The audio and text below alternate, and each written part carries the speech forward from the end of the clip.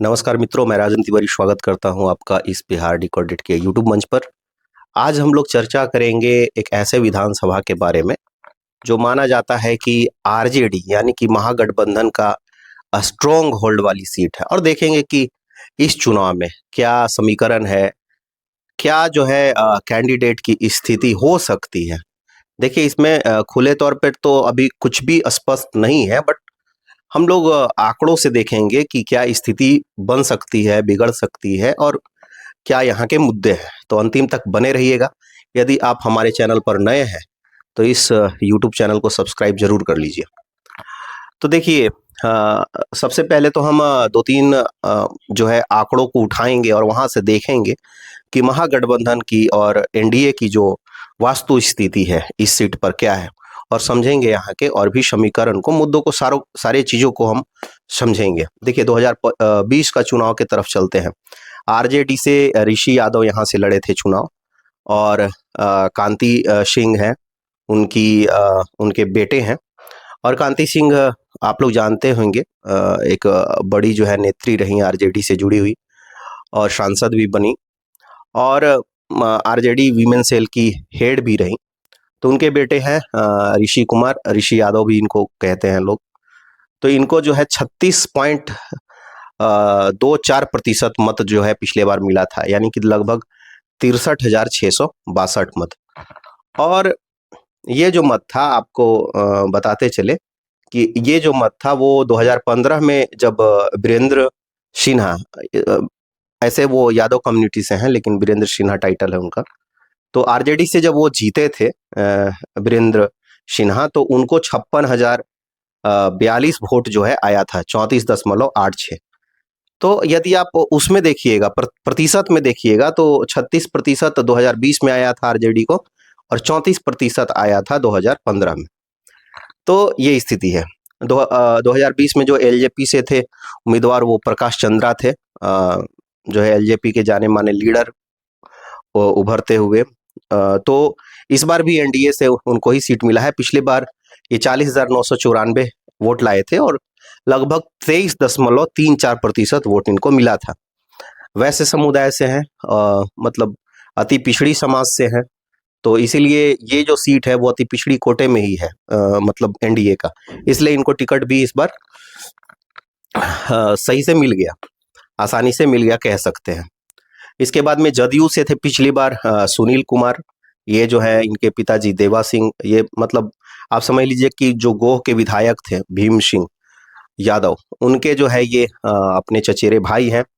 ये जदयू से लड़े थे और 25,234 वोट लाए थे, 14.34% और आरएलएसपी से थे अजय कुमार, 19,879 वोट लाए थे, 11% के आसपास मत इनको मिला था। इंडिपेंडेंट से थे प्रमोद कुमार चंद्रवंशी, जो आजकल बीजेपी में शामिल हो गए थे, बीजेपी में अति पिछड़ा प्रकोष्ठ में संयोजक है। ये जो है 7,736 मत लाए थे, लगभग 4.5% मत इनको मिला था। तो पिछले बार का ये मतलब वास्तु स्थिति है कुल मिला के, और 22,668 वोटों की जो है गैप थी पिछले बार, मतलब ठीक ठाक गैप कहा जा सकता है, क्योंकि यहाँ से जदयू के लड़ रहे थे सुनील कुमार, तो उनके खिलाफ में एलजेपी ने 135 सीटों पर एलजेपी पिछले बार चुनाव लड़ी थी, और सब जगह ऐसे ही खेल खराब हुआ था जदयू का। तो देखिए, इसमें दो चीज है इसमें। एक तो है कि इस बार जो है एलजेपी, जदयू, आरएलएसपी तीनों मिल के लड़ रही है, तो एनडीए थोड़ी सी मजबूत दिखाई दे सकती है। लेकिन जो आरएलएसपी का जो वोट है, जो आमतौर पे माना जाता है कि कुशवाहा समाज का वोट है ज्यादा मात्रा में, ये तो कमोबेश, चूंकि गोह में जो है अमरेंद्र कुशवाहा को सीट मिल गया है, तो इसकी स्थिति क्या यहाँ बनेगी उस पर अभी हम लोग बात करेंगे। अब चलते हैं 2015 के चुनाव की तरफ।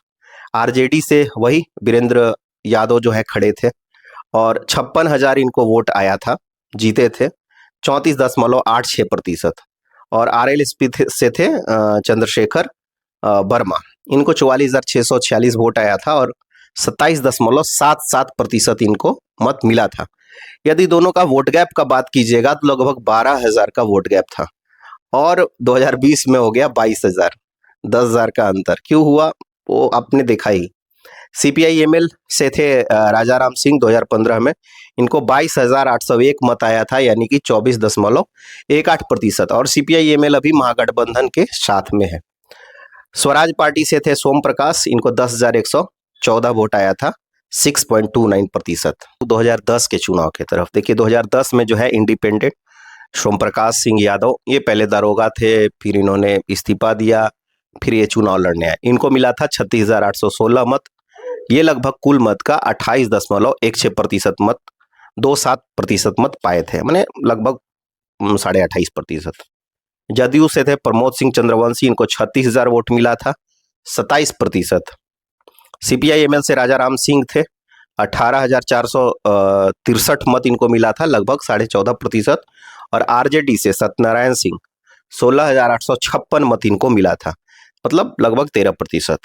तो ये कुल मिला के स्थिति है। आप देखिएगा तो सोम प्रकाश जी जो है वो यादव कम्युनिटी से थे और पहले दरोगा थे, इनको जो है ठीक ठाक मत मिला था और इंडिपेंडेंट ये जीते थे। उस समय भी त्रिकोणीय था, चरकोणीय मुकाबला था।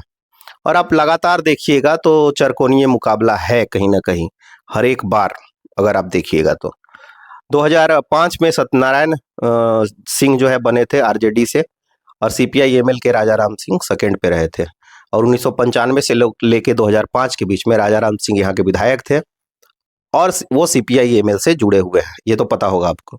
2020 में CPI-ML जो है महागठबंधन में शामिल होती है, तब से जो है CPI-ML का भी जो कैडर वोट है, जो उनका जो ग्राउंड पे जो वर्कर है, फुट सोल्जर है, वो सारे के सारे जो है ऐड हो जाते हैं RJD के साथ में, महागठबंधन के साथ में। तो ये कुल मिला के सीन है इस सीट का। अब देखिए इसमें क्या है, इसमें जो तथ्यात्मक चीज है मैं उसके तरफ जाना पसंद करूंगा और मैं चाहूंगा कि आप उसको कैलकुलेट करके देखिए पिछले बार जो है ऋषि यादव को मिला था 63,662 मत, ठीक है। और LJP और जदयू इस बार साथ है, तो 40,000 LJP का वोट और जदयू का 25,000 वोट, ये हो गया 65,000 वोट। ये दोनों को मिला दीजिएगा तो ऋषि यादव से वोट ज्यादा हो जाता है। यहां तक तो आप समझ रहे होंगे। लेकिन यहाँ पे दो खिलाड़ी और थे पिछले बार, एक तो RLSP के अजय कुमार, जिनका जो कैडर वोट है वो कुशवाहा समाज और सारा सोसाइटी का मिला के था, तो इनको मिला था 20,000 वोट।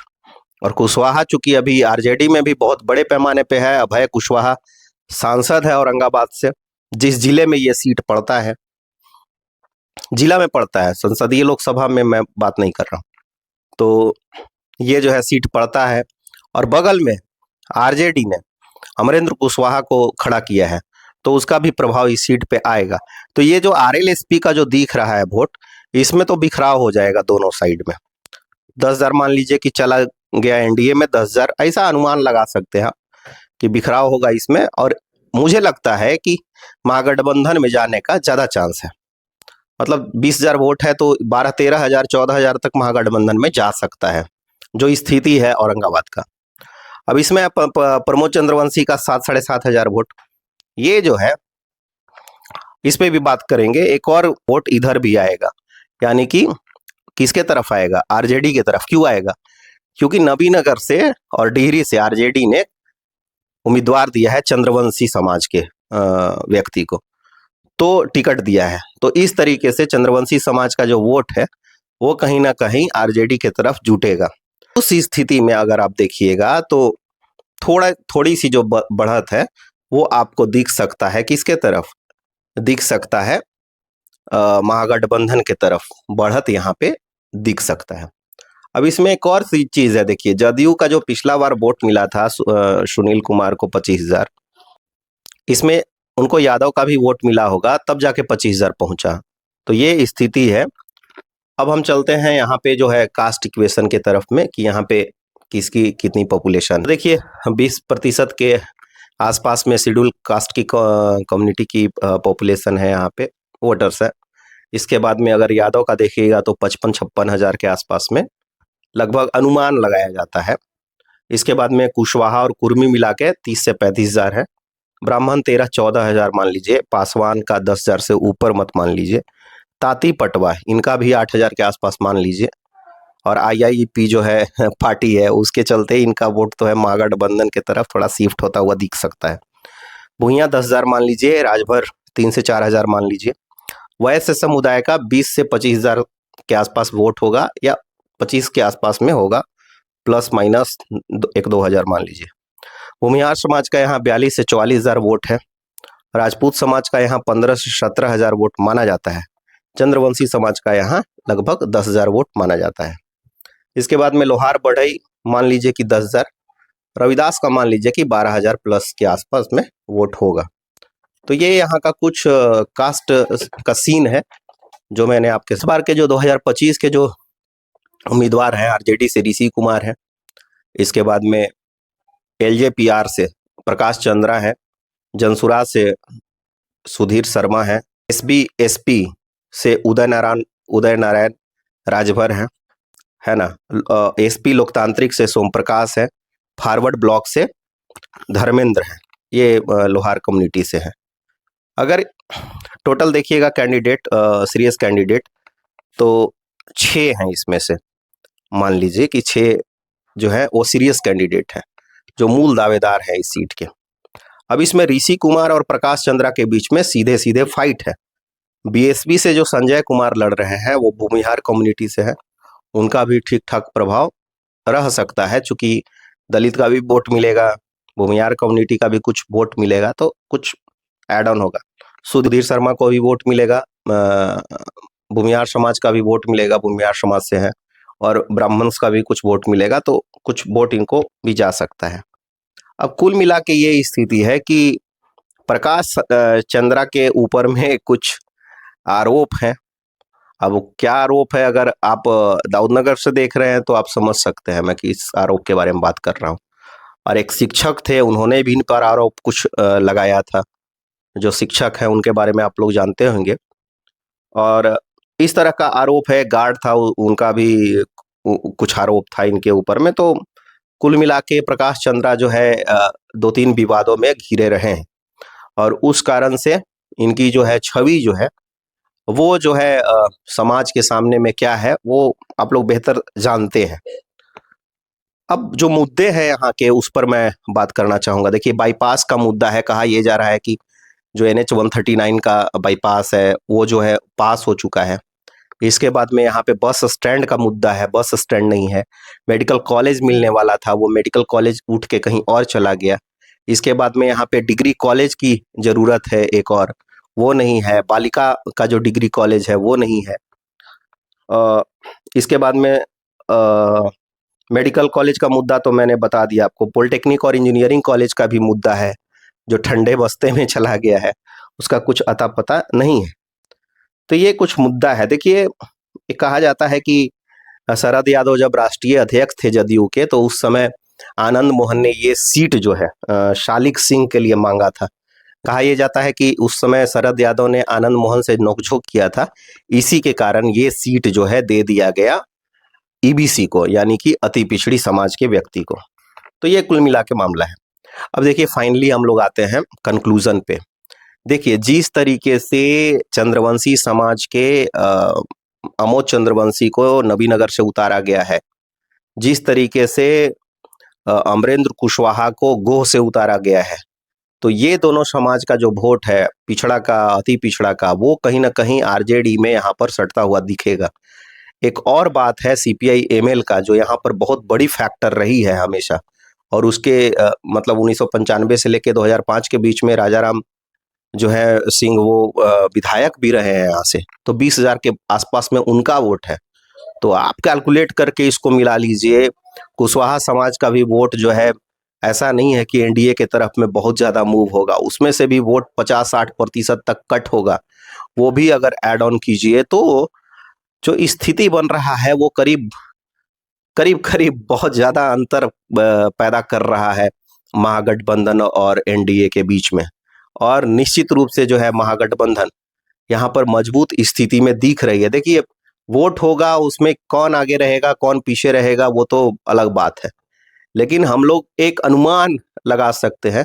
अनुमान में जो है, आंकड़ों के अनुमान में जो है, आंकड़ों के अनुमान में कहीं ना कहीं जो दिख रहा है, और जिस तरीके से देखिए फॉरवर्ड कास्ट का वोट बहुत ज़्यादा है, जैसे 42,000 44,000 के आसपास में यहाँ पे जिस बिरादरी की वोट है, भूमिहार बिरादरी की, वो उनका कहना है, उनके समाज के लोगों का कहना है कि वो नाराज चल रहे हैं, उनका एक बड़ा तबका जो है नाराज है। और उस कम्युनिटी से अगर जनसुराज से सुधीर शर्मा खड़े हैं इस सीट से, तो निश्चित रूप से ये जो है खेल यहाँ से बिगड़ेगा, और वो जो है वोट जो पूरी तरीके से दूसरे जगह पर ट्रांसफर हो सकता था, और जिस तरीके से भूमिहार समाज के कैंडिडेट उतारे गए हैं आरजेडी के पक्ष से, आप देख लीजिए मोना शुक्ला की बेटी को भी जो है उतारा गया, शिवानी शुक्ला को, वहां से कांग्रेस के प्रत्याशी लड़ रहे थे, उनको जो है बैठाया गया और गोटी सेट किया जा रहा है। और अब देख लीजिए कि अनंत सिंह के सामने में कौन खड़े हैं, सूरजभान सिंह का परिवार।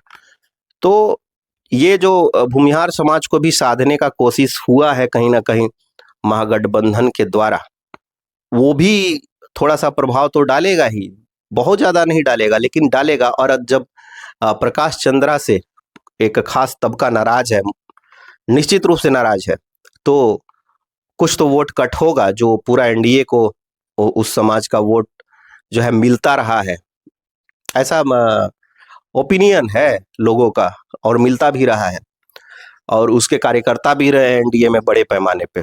तो निश्चित रूप से जो है अब किनका किनका वोट ये ले पाएंगे वो तो समय आने पे ही पता चलेगा, 14 तारीख को ही पता चलेगा।